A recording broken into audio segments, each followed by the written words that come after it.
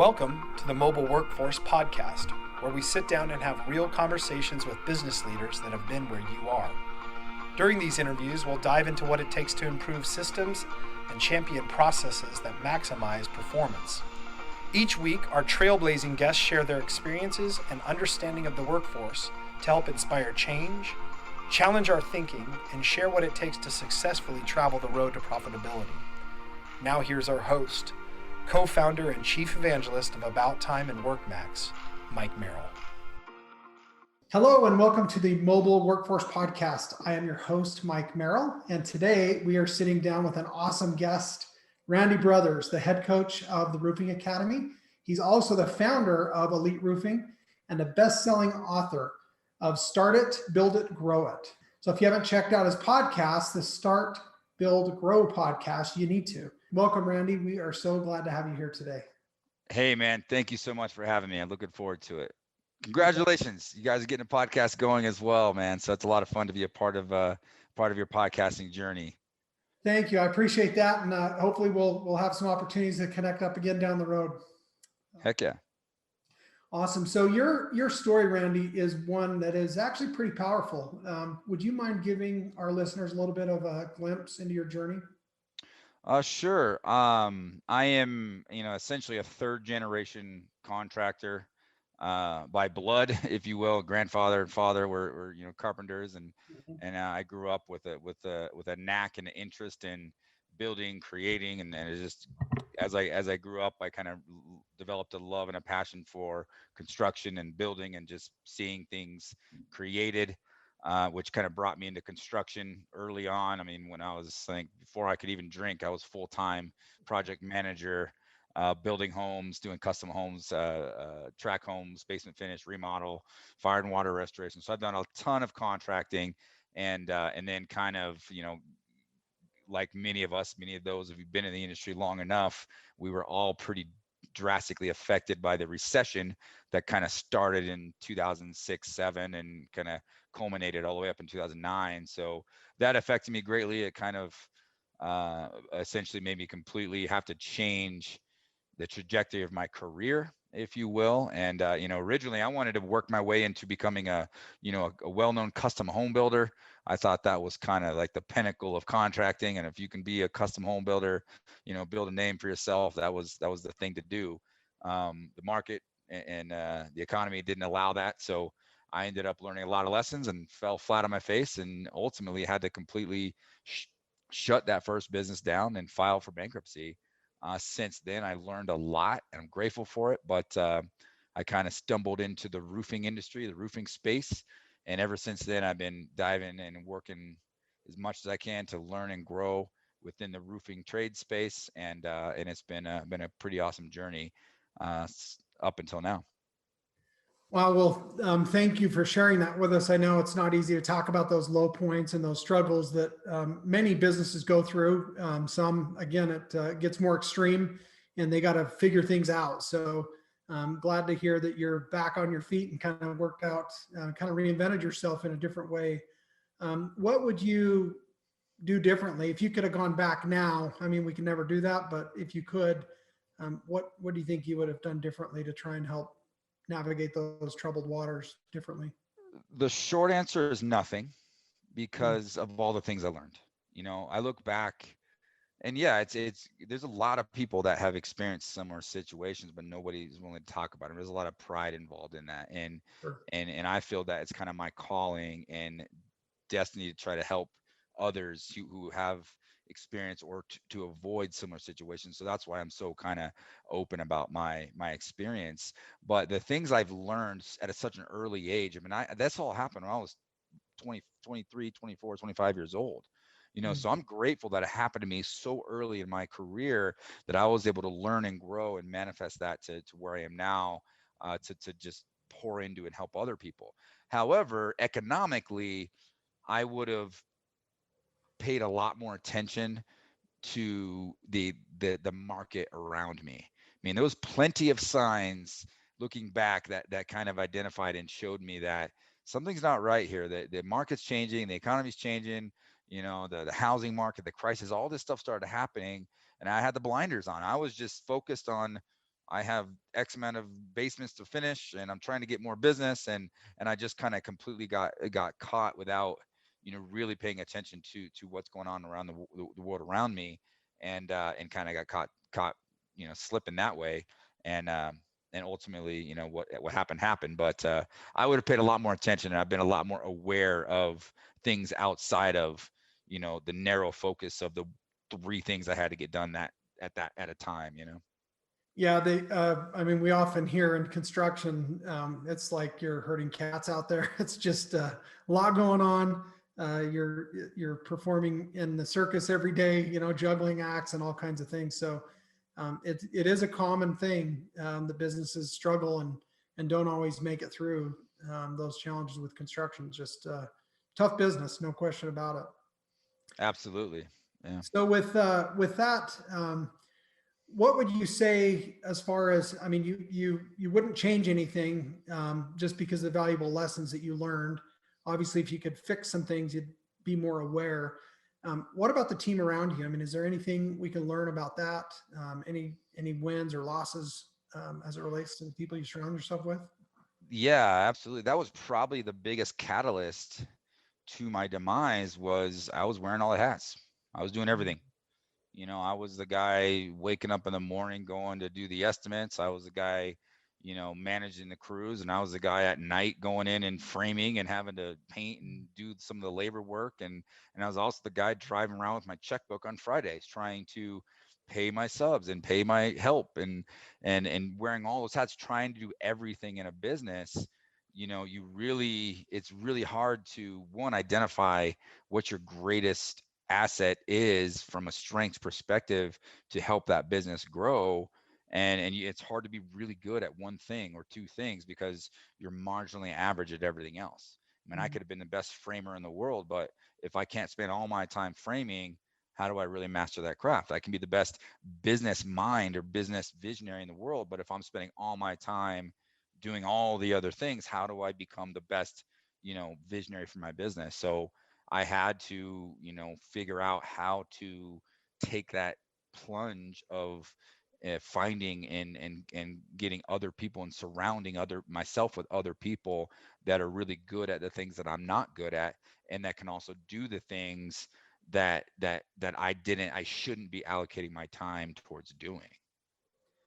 Yeah, it's I'm having might even be PTSD. I'm having flashbacks myself of the construction years where I mean, I remember too laying walls out and thinking, I've got some 23-year-old kid and I'm like 30 and he's the GC on this big project and I'm framing all of his houses and I'm thinking, what's wrong with this picture? I'm 7 years older than this kid.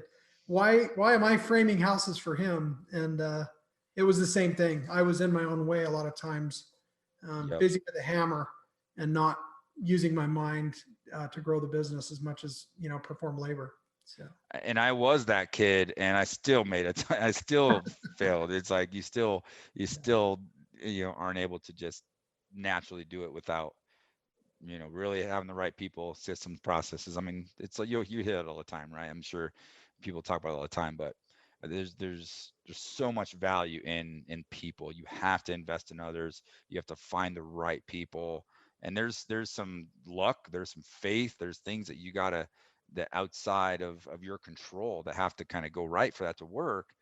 But all you can do is focus on you being the best person, and understanding what your strengths are, and just put yourself out there, and don't be afraid to have uncomfortable conversations, and look towards mentors and ask people who have the success that you want to have or know what you want to know. Like, don't be afraid to reach out and ask them, you know hey, can we go to coffee? Can I learn from you? Can you teach me? Can you share with me what you've learned? I think that was a key catalyst as well. Is I wasn't afraid to seek out mentorship. that's great. And it sounds like, again, you're really, if I'm kind of reading between the lines, um, effective and proper delegation is a gap that probably a lot of young entrepreneurs struggle with. And it sounds like was, something that you were struggling to find as well.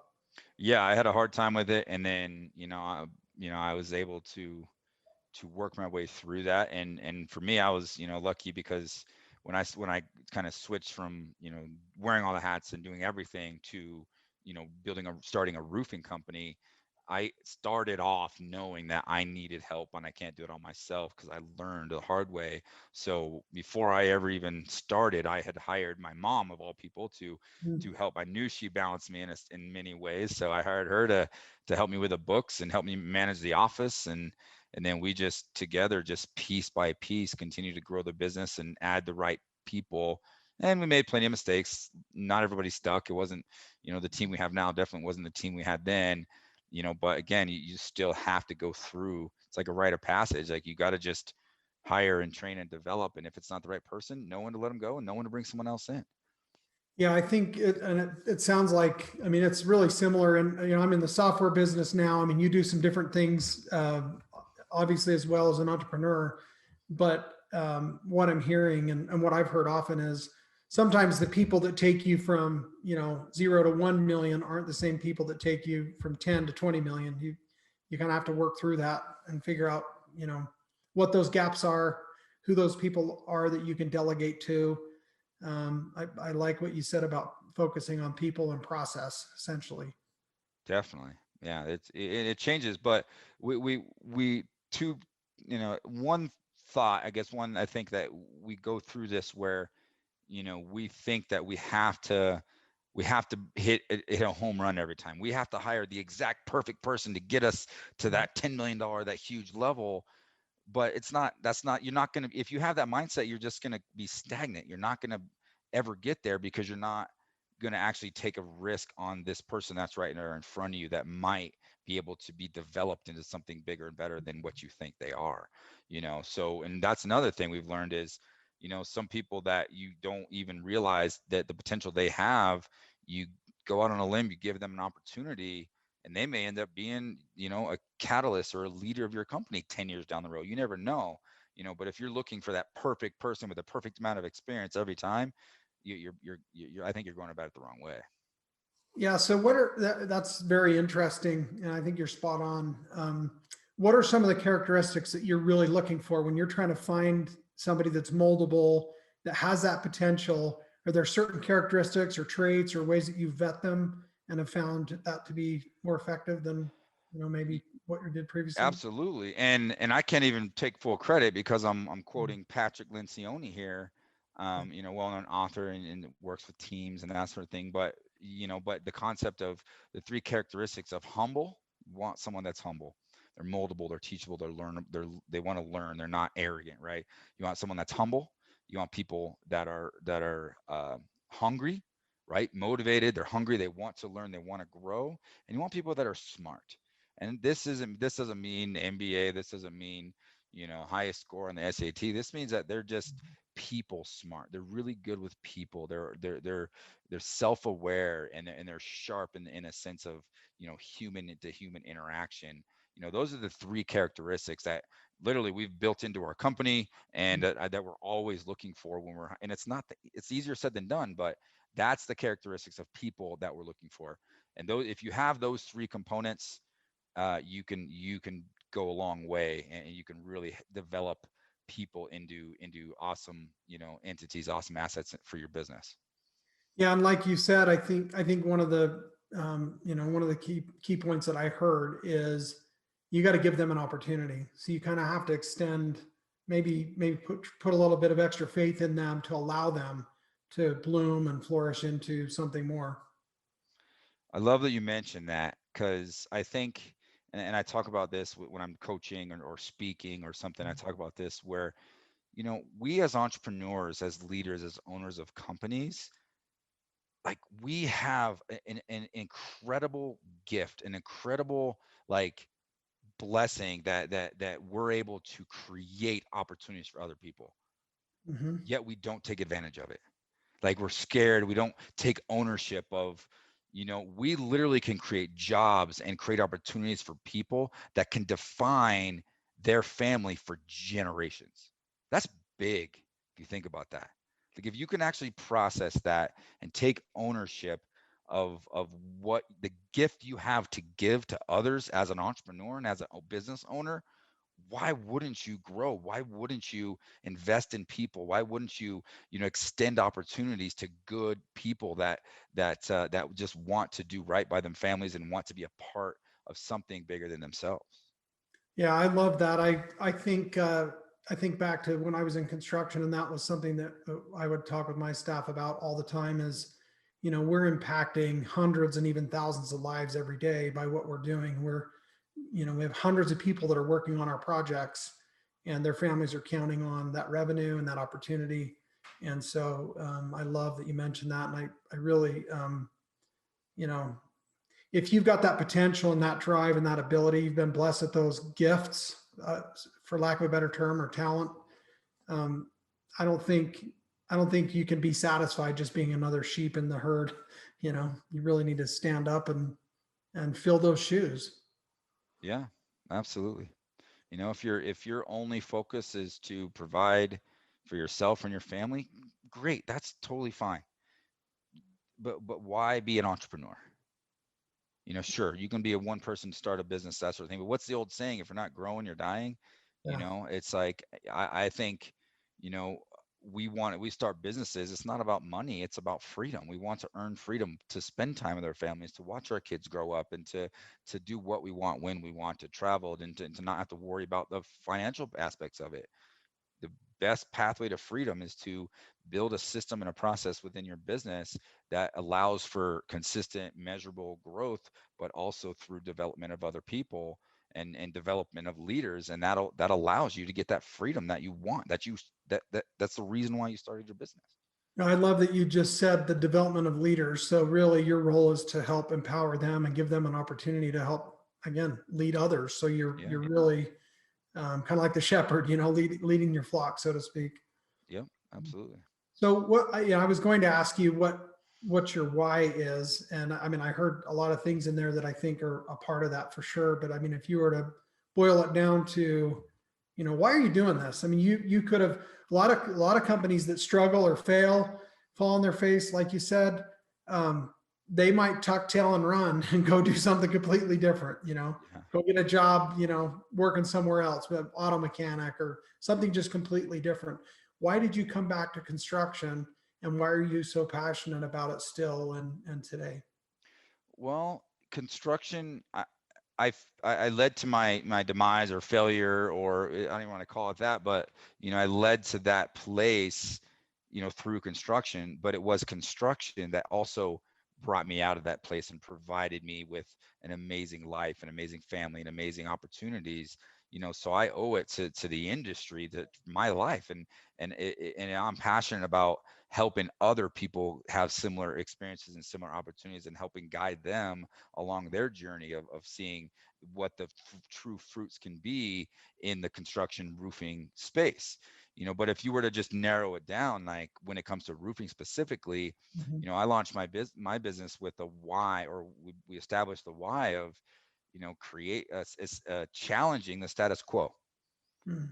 And it's like, and I love this. It took it directly from Apple, right? It's like, do something different. Like, how can we go into a market and challenge the status quo, and then look for ways to differentiate yourself in all facets of business, and find ways to find niches, and grow your business, and capture different markets and segments and different ways of doing things that can separate you.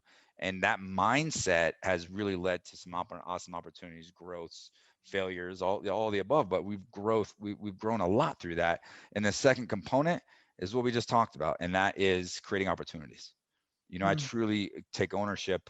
I feel like I'm put on this earth, and I'm an entrepreneur, and I was given the entrepreneurial gifts that I have because, I'm able to create opportunities for people, and I take ownership of that, and I love that. And that's kind of my why, is really challenge the quo, and create opportunities for others. Yeah, I love that. I can relate to that where you feel just such this strong urge and you're compelled. You feel like that's almost a calling, like you said, to, this is what I was meant to do.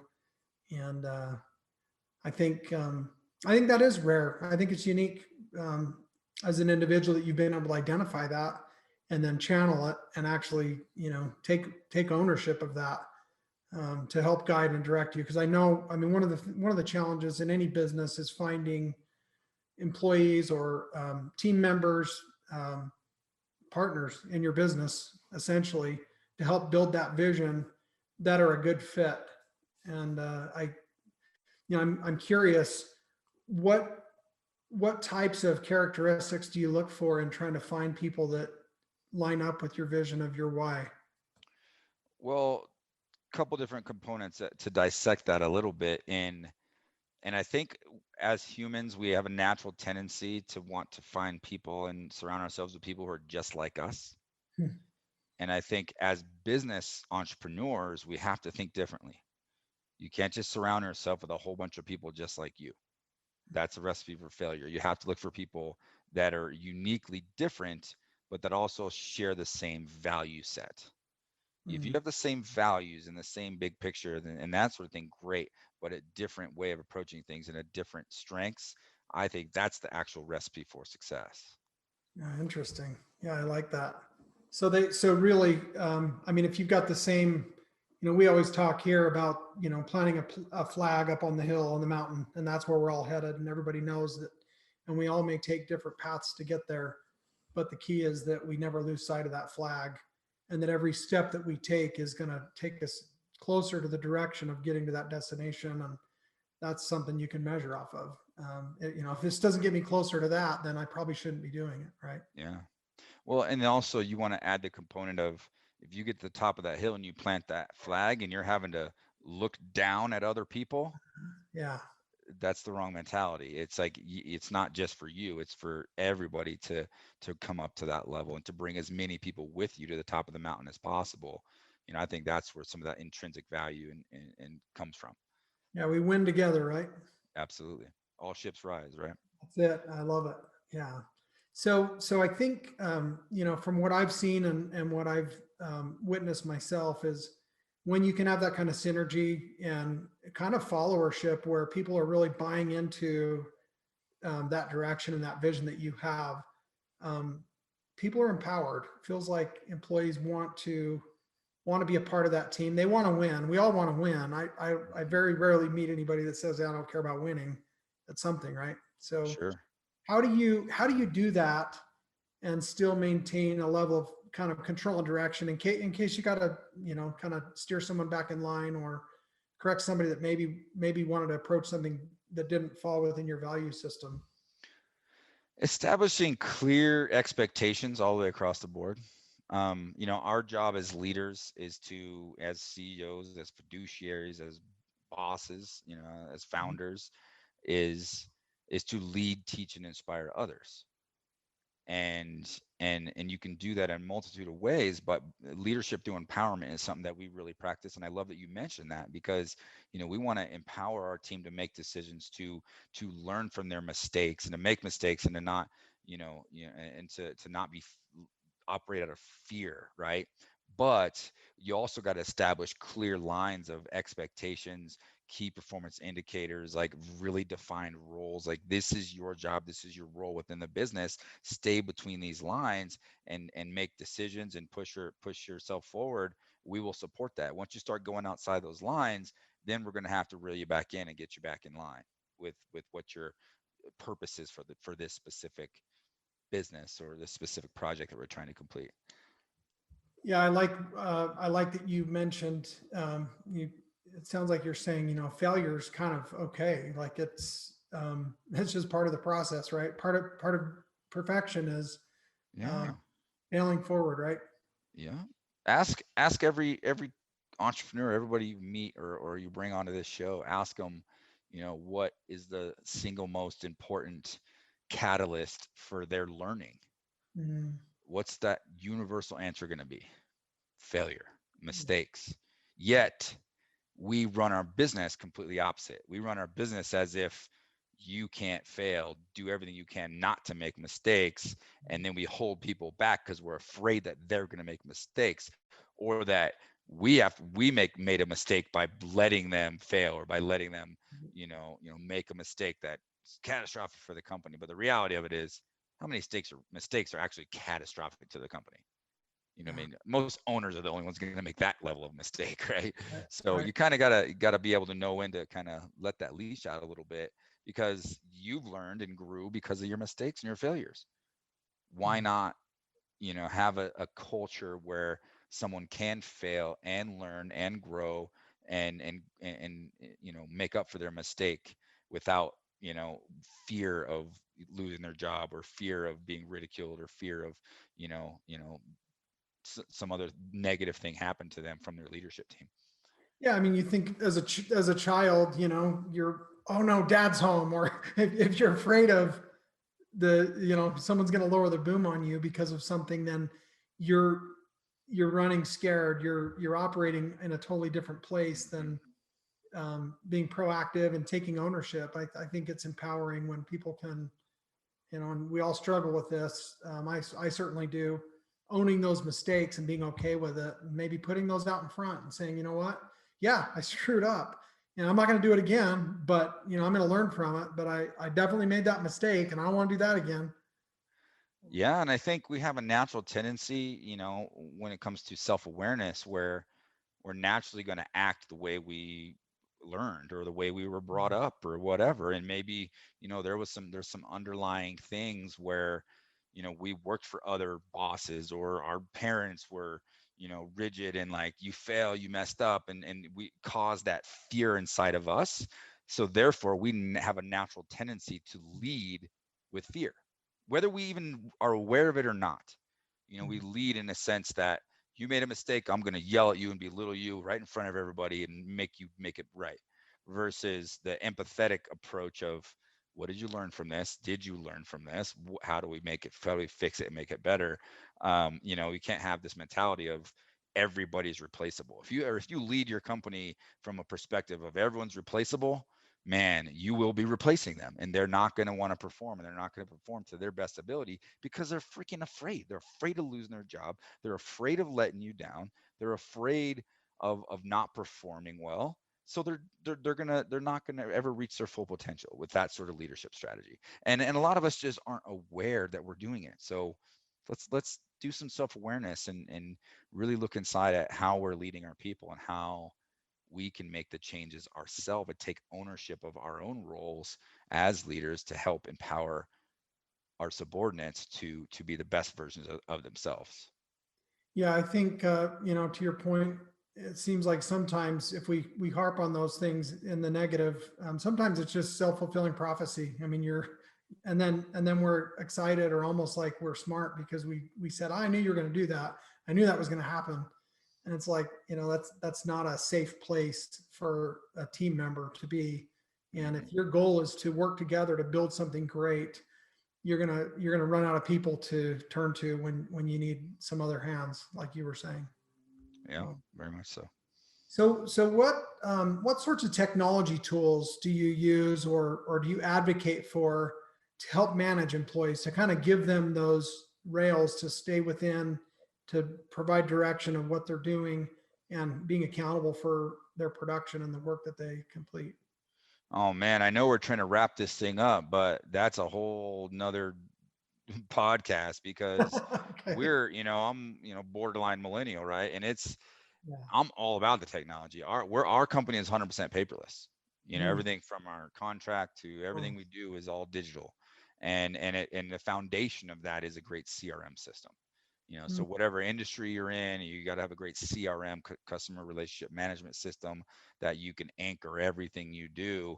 And for me, I prefer a system that is customizable, that also integrates with a bunch of other platforms and a bunch of Mm. other software. So, I mean, if you were to total it up, we're probably using 10, 15 different softwares day in and day out Wow. to help run our business, and everything from, hail tracking apps, to photo taking apps, to, time tracking apps, what you're doing, and all these other things. So yeah, there's the technology will help you build duplicatable, repeatable, scalable processes in your business. And if you're not constantly looking for ways to improve and leverage technology, you're probably gonna get beat at some point. You're probably not gonna scale and grow like you want to, because you better believe your next door neighbor, your competitor, is looking at technology to find ways to improve their business.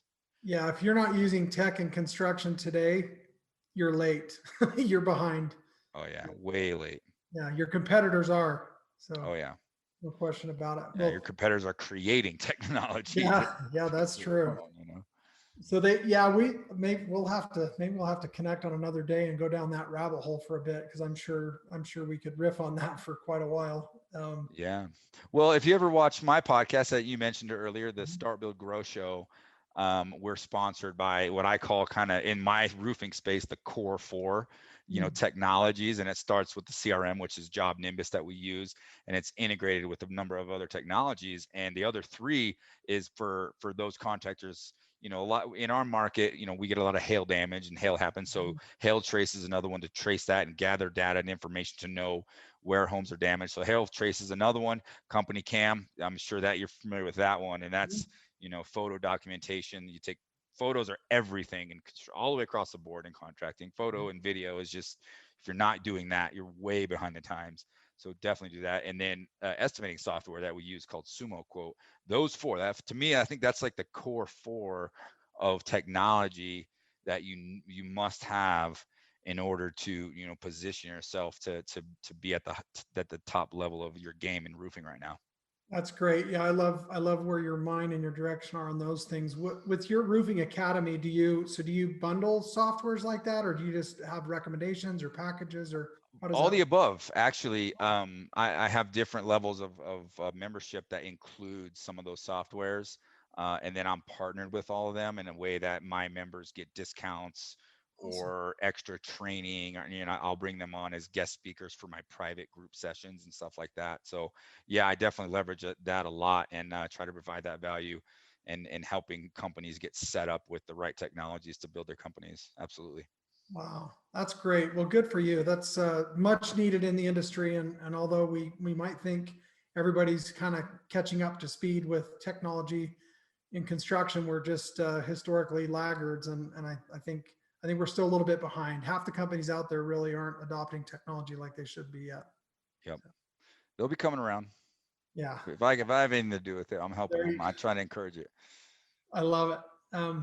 Well, so to wrap up, and had an awesome conversation today, and I like I said, we need to connect up and maybe talk a little bit further on another episode. Let's do it. But what's one kind of hack or process that you've kind of developed, or kind of a secret sauce, if you will, or superpower? What's something that you've really kind of harnessed in your business life now that you've learned over these years, and how might it help someone else? Man, that's a good question. It can go a couple different ways, but I think I'm going to lead with personally, as I've grown as an entrepreneur and I have multiple businesses and I have my hands in a lot of different things and I love it. That's what I love to do, right? And how do you actually do that and be effective and build these things that grow? And I've developed, a borderline obsession with what I feel is the most important commodity in business, and that's time. Hmm. So I'm very, very intentional and borderline obsessive about my time. If I can delegate it or it can be automated or I can eliminate it, or I can find, defer or whatever, I'm going to do that. I'm going to prioritize the absolute most important thing at any given time throughout the day, throughout my week, as I'm working through my list of things to do. And I'm very, very like adamant and obsessive, borderline obsessive with my time. And that has I think that's kind of the secret sauce. When you really appreciate how valuable time is, it changes your perspective as an entrepreneur. Yeah, well said. Yeah, I love it. Well, that's a great way to wrap up. Well, thank you so much, Randy. Very much enjoyed the conversation today. Been a lot of fun, and like I said, I look forward to doing this again down the road when we have an opportunity. Absolutely. Thanks a lot, Mike. Appreciate you, man.